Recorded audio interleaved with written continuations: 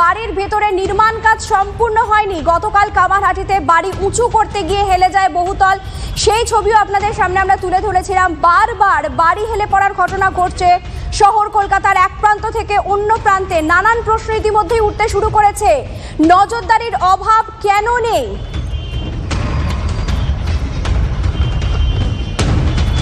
এদিকে যে বাড়িটি হেলে পড়েছে সেই নির্মীয়মান বাড়ির ভেতর থেকে সেখানকার ছবি তুলে ধরেছেন আমাদের প্রতিনিধি সোমা।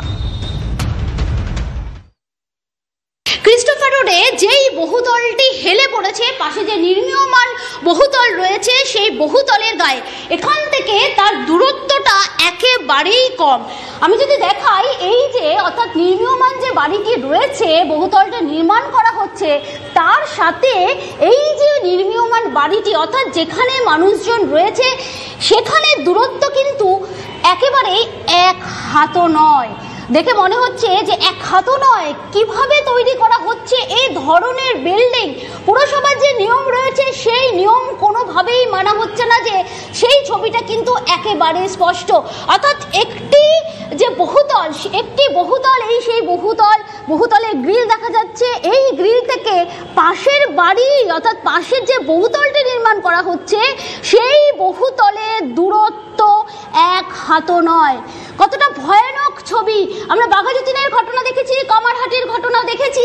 একের পর এক বাড়ি হেলে গেছে, দুর্ঘটনার শিকার হয়েছেন বহু মানুষ, সর্বশান্ত হয়েছেন, অর্থাৎ যারা ফ্ল্যাট কিনেছেন তারা সর্বশান্ত হয়েছেন। কিভাবে পুরসভার দৃষ্টি এড়িয়ে এই ধরনের বিল্ডিং তৈরি করা যায় তা নিয়ে কিন্তু অবশ্যই প্রশ্ন উঠছে। এমনকি যেই বহুতলে মানুষজন থাকছেন অর্থাৎ যেই বহুতলটি হেলে পড়েছে তার ওপরের অংশে, অর্থাৎ আমি যেখানে রয়েছি সেখানেও কিন্তু এখনো পর্যন্ত একটি ফ্ল্যাট ঘর, সেই ফ্ল্যাট ঘরটা কিন্তু তৈরি করা হচ্ছে। এখনো পর্যন্ত এই ফ্ল্যাট ঘরের কাজটি শেষ হয়নি। পাশেই দেখা যাচ্ছে নির্মীয়মান যে ফ্ল্যাট রয়েছে, আর এই যেখানে দাঁড়িয়ে আমি কথা বলছি এই ফ্ল্যাটটি, এখানেও কিন্তু ফ্ল্যাট তৈরি হচ্ছে। এখনো পর্যন্ত কিন্তু কাজটা শেষ হয়নি। কাজ শেষ হয়নি। কত মারাত্মক অবস্থা এই বাড়িটি অর্থাৎ এই ফ্ল্যাটটি হেলে পড়েছে পাশের নির্মীয়মান ফ্ল্যাটে। যে কোনো সময় দুর্ঘটনা ঘটতে পারে তেমনই কিন্তু আশঙ্কা করছেন এখানকার বাসিন্দারা, এবং অবশ্যই তারা প্রশ্ন তুলছেন যে কিভাবে পুরসভার দৃষ্টি এড়িয়ে এই ধরনের বিল্ডিংগুলো গড়ে উঠছে। যদি কোনো বড়সড় দুর্ঘটনা ঘটে তার দায় কে নেবে? এ নিয়ে কিন্তু আতঙ্ক রয়েছে এখানকার বাসিন্দাদের মধ্যে। ক্যামেরায় সূর্যেন্দুর সঙ্গে সোমা, TV9 বাংলা, কলকাতা। প্রমোটাররা প্রমোটিং করে চলে যায়, পয়সা নিয়ে গায়েব হয়ে যায়। এসব না প্রশাসন দেখছে না কিছু দেখছে। লাস্টে অসুবিধা কার? আম পাবলিকের হয়। মরো, এবার চলে যাও। এবার কি হবে? ইনকোয়ারি হবে, ভেঙে দেবে, লাস্টে টাকা পিস যারা আছে সে ভুগবে। থাকি তাহলে একমাত্র স্টেটমেন্ট দিতে, নাহলে স্টেটমেন্ট দিতে না। এটা কারা বলছে? এখানকার পার্টির লোকেরা বলছে। কোন পার্টির লোকেরা? এরা তৃণমূল। এখানে আমাদেরকে সবাই জিজ্ঞাসা করেছিল বলেই আমরা বলেছি। ওনারা এসে আমাকে ছেড়ে দিচ্ছে, আমার মতো একটা বাচ্চা মেয়েকে ছেড়ে দিয়ে যাচ্ছে। তোমার ফটো তুলে রাখবো, তুমি কি করবে আমি তোমায় দেখে নেব। হ্যাঁ, প্রমোটারের লোকজন। এবার যদি এরকম যদি সব বাড়ি এরকম মাঝে মাঝে শোনায়, যেটা কি কষ্ট লাগবে। হ্যাঁ, সেটা বলছি, কিরকম বিপদ লাগে। এখন বিল্ডিং বাড়ি দেখলেই ভয় লাগে। এটাতে পরে আপনার সরকারি এটা ঠিক করবে যে কি করতে হয় না করা যায়, যাতে সাধারণ মানুষ যেন সুস্থভাবে থাকতে পারে, সেটাই করা উচিত। আমরা সরাসরি একবার চলে যাব আমাদের প্রতিনিধি সোমার কাছে। সোমা একেবারে ঘটনাস্থল থেকে রয়েছেন। সোমা, স্থানীয় বাসিন্দারা বলছেন যে তারা রীতিমতো আতঙ্কিত, এবং সত্যি এরপর তোমার আমার ফ্ল্যাটের পাশে যদি একটা কোনো নতুন নির্মীয়মান বাড়ি আমরা দেখি বা বহুতল দেখি, তো আমাদেরও তো একইভাবে আতঙ্ক গ্রাস করবে, যেভাবে বিগত কয়েকদিনে একের পর এক বাড়ি কলকাতার বুকে হেলে পড়তে আমরা দেখছি। একেবারেই তাই। এবং যে বিষয়টি নিয়ে ভাবার সেটা হচ্ছে যে পুরসভার দৃষ্টি এড়িয়ে বা স্থানীয় যারা কাউন্সিলর রয়েছেন তাদের দৃষ্টি এড়িয়ে কিভাবে এই ধরনের বেআইনি যে বহুতল সেই বহুতলগুলো গড়ে উঠছে। এখানে এসেছিলেন এখানকার অর্থাৎ 58 নম্বর ওয়ার্ডের যিনি কাউন্সিলর আছেন সন্দীপন সাহা। তিনি কিন্তু বলেন এই যে অবৈধ নির্মাণ হয়েছে সে বিষয়ে কিন্তু তিনি কিছু জানেন না। তবে দেখো, আমরা কিন্তু জানি কোনো বহুতল নির্মাণ করার ক্ষেত্রে সেক্ষেত্রে কিন্তু পুরসভার পারমিশন লাগে, এবং স্থানীয় কাউন্সিলর তারও কিন্তু নজরে থাকতে থাকার দরকার। কিন্তু এক্ষেত্রে আমরা দেখলাম তিনি কিন্তু বললেন যে না, তিনি কিছুই জানতেন না এবং পুরসভার দিকেও কিন্তু তিনি দায়টা ছেড়ে দিলেন, কারণ বললেন পুরসভা থেকেই কিন্তু এগুলো পাস হয়, অর্থাৎ তিনি কিছুই জানেন না, পুরসভার দায়িত্ব রয়েছে, তারা নিশ্চয়ই দেখবেন। অপরদিকে স্থানীয় বাসিন্দারা রয়েছেন, দেখো আমি সেই বহুতলটার ছবি আরেকবার দেখাই। এখানকার যারা বাসিন্দারা রয়েছেন তারা রীতিমতো আতঙ্কিত হয়ে রয়েছেন। আমি অবশ্যই প্রশ্ন করেছিলাম যে যখন পাশে দেখো যে একটি বহুতলের সাথে আরেকটি বহুতল, সেই বহুতলের মাঝে যে দূরত্ব থাকার কথা, অর্থাৎ পুরসভার আইন মেনে যে দূরত্ব থাকার কথা, সেই দূরত্ব কিন্তু একেবারেই নেই। বুঝতেই পারছো, এক হাত দূরত্ব নেই, তার মধ্যেই দুটো বড় বহুতল নির্মাণ করা হয়েছে। তার ফলেই কিন্তু এই ধরনের ঘটনা আমরা বাঘাযতীনেও দেখেছি, কামারহাটিতেও দেখেছি। ফলে প্রশ্ন তো উঠবেই, যেখানে নিয়ম না মেনে এই রকম বহুতল নির্মাণ করা হচ্ছে সেখানে দায়িত্ব কাদের রয়েছে।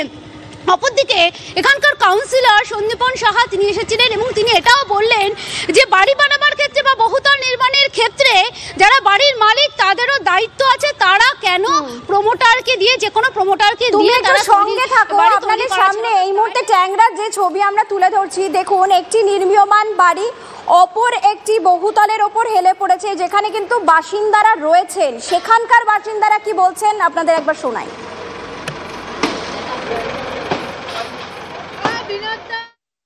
আতঙ্কের মধ্যে বাস করছি, এসব জিনিসপত্র গোটা ওখান থেকে মাঠে বেরিয়ে কখন পড়ে যাবে কোনো মানে আমাদের এই নেই, বাচ্চা কাচ্চা নিয়ে বাস করছি, এরকম সেটাই বুঝতে পারছি না কোন বাড়িটা, এটা না ওটা। তারপরে সবাইকে বলা, সবাই এলো না,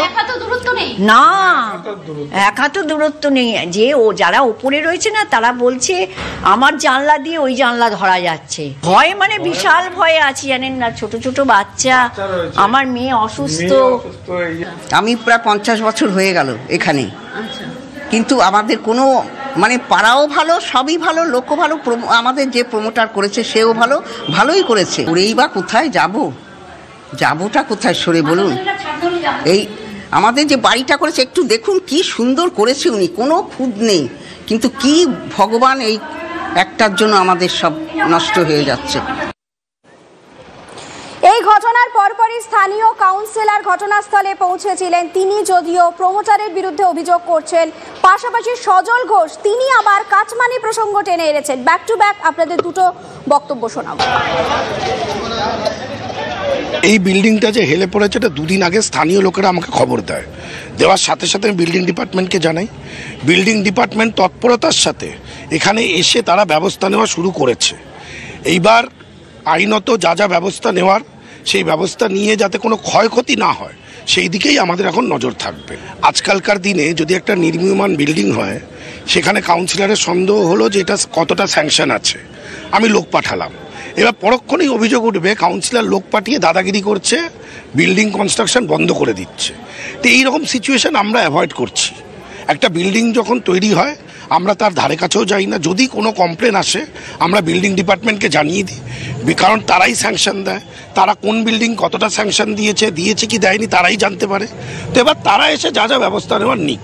স্থানীয় স্তরে যদি আমরা সেটাতে ইন্টারফেয়ার করি তখন সেটাতে বদনামের ভাগিদারি হওয়া ছাড়া অন্য কিছু আমরা পাই না। করতে গেলাম ভালো, হয়ে যায় উল্টো। নিয়ম যদি মানে নিয়ম মেনে করলে তার এই অবস্থা হতো না।